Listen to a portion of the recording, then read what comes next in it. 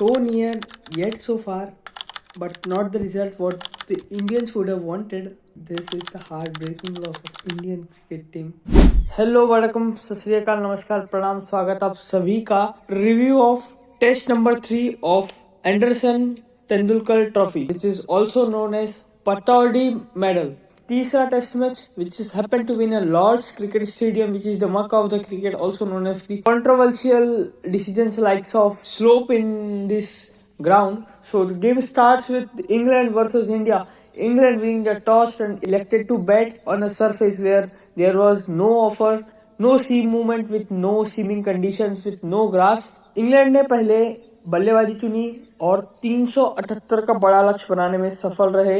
उसमें कप्तान Ben Stokes के कुछ अच्छे रन्स थे, बहुत ज्यादा रन्स नहीं मगर 44 ही रन्स. जेमी स्मिथ ने बहुत तेज तर्रार 51 रन मारे.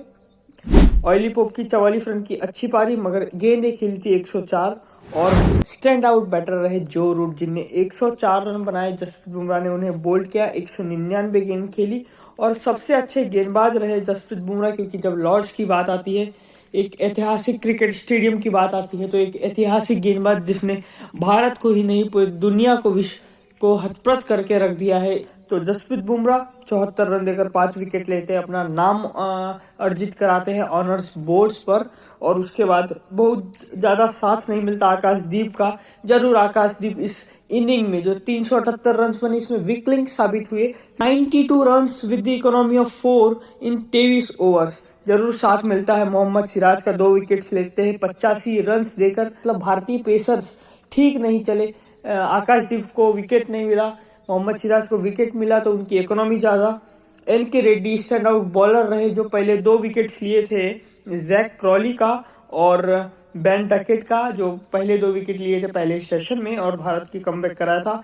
रविंद्र जडेजा को मिला 1 विकेट और वाशिंगटन सुंदर गए थे विकेटलेस. पर अच्छे साइंस दिखे थे वाशिंगटन सुंदर, क्योंकि बहुत अच्छी गेंदबाजी कर रहे थे. जरूर विकेट नहीं मिले था पहली इनिंग में, पर सेकेंड इनिंग में अगर वॉशी को अच्छी गेंदबाजी मिली तो वो दिखा सकते थे कि मैं अच्छा विकेट ले सकता हूँ. जब दूसरी पारी की बारी आती है तो इंडिया की तरफ से जरूर 3 चौके अच्छे लगाते हैं क्रिस वोक्स को यशस्वी जायसवाल, मगर वो जोफ्रा का बहुत अनप्लेएबल सा बॉल पड़ता है और विकेट आता है यशस्वी जायसवाल का. KL Rahul stand out batter रहे इस इनिंग में, क्योंकि 177 गेंदें खेली, 100 रन बनाए. जब 378 जैसे लक्ष्य का पीछा कर रहे हैं तो आपके पास एक बैटर होना. जब शुभमन गिल जल्दी आउट हो जाते, करुण नायर जरूर 40 रन बनाते हैं और वहां पर एक बहुत हतप्रत करने वाली इनिंग आती है ऋषभ पंत से, जो 78 रन पर रन आउट होते हैं. और मे बी कॉल किसका था मुझे नहीं मालूम, बट वो run out would be a game changing moment here. बहुत अच्छे run. Ravindra Jadeja 72 run. Wow, this is मतलब इस बल्लेबाज का करियर किस मोड़ पर चला है, किस तरफ चला हुआ है, मुझे समझ में नहीं आ रहा है. 2020 के बाद लगभग 58 का एवरेज रखते हैं टेस्ट क्रिकेट में रविंद्र जडेजा. अच्छे रन नीतीश कुमार रेड्डी के, क्योंकि विकेट आ गए थे और जब 250 रन थे तब 5वां विकेट खोरी थी. लगभग केएल राहुल के विकेट के बाद एन.के. रेड्डी और रविंद्र जडेजा की 100 रन की पार्टनरशिप. 23 रन 76 गेंदों में वाशिंगटन सुंदर के, 30 रन एन.के. रेड्डी के. और जब स्कोर जा पहुंचता है 378 रन, भारतीय टीम ऑल आउट हो जाती है. ऐसा कुछ समय तक लग रहा था कि रविंद्र जडेजा, एन.के. रेड्डी और वाशिंगटन सुंदर कुछ अच्छे रन करके भारत को कुछ लीड दिलाएंगे, मगर वो वही टिकल होती है गेंद रविंद्र जडेजा की और रविंद्र जडेजा आउट हो जाते हैं. अब बारी आती है दूसरी इनिंग की. तो दूसरी इनिंग में जो रूट अच्छे लग रहे थे सभी ने कुछ कॉन्ट्रीब्यूशंस किए. Zak Crawley 22 run, Ben Duckett 12 run. Ollie Pope जल्दी आउट होते हैं मोहम्मद सिराज की गेंद पर. बेन डकेट ने 12 रन जो बनाए वो बहुत तेज बनाए. वो हुआ तीसरे दिन के 1-2 ओवर में वो अमेजिंग था और अगले 2 दिनों को बहुत इंटरेस्टिंग बनाने वाला था. जेमी स्मिथ को वॉशिंगटन ने आउट किया, स्टोक को वॉशिंगटन ने आउट किया, जो रूट को वॉशिंगटन ने आउट किया. ऐसे 4 बड़े विकेट वॉशिंगटन सुंदर ने लिए और इंग्लैंड की इनिंग 192 पे रुक जाती है, क्योंकि यहाँ पर तारीफ बनेगी मोहम्मद सिराज के साथ.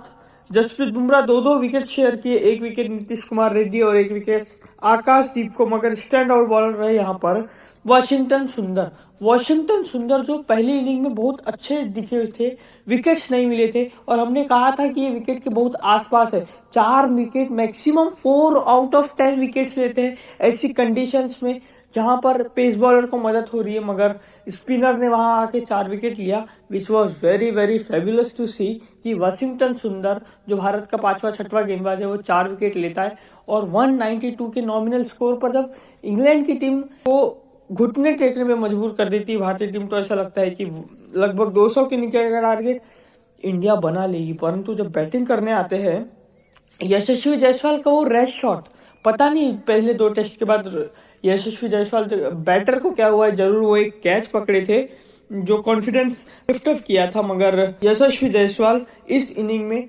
4-5 गेंदे के बाद एक बहुत रेड शॉट खेलने जाते हैं और विकेट गिरता है उनका। करुण नायर जरूर 14 रन बनाकर आउट होते हैं ब्रेंडन कार्स की गेंद पर तो मूवमेंट जो चेंज करता है टॉप ऑर्डर का फेलियर वो शुभमन गिल का विकेट। शुभमन कभी आए ही नहीं ऐसा लगा इस इनिंग में।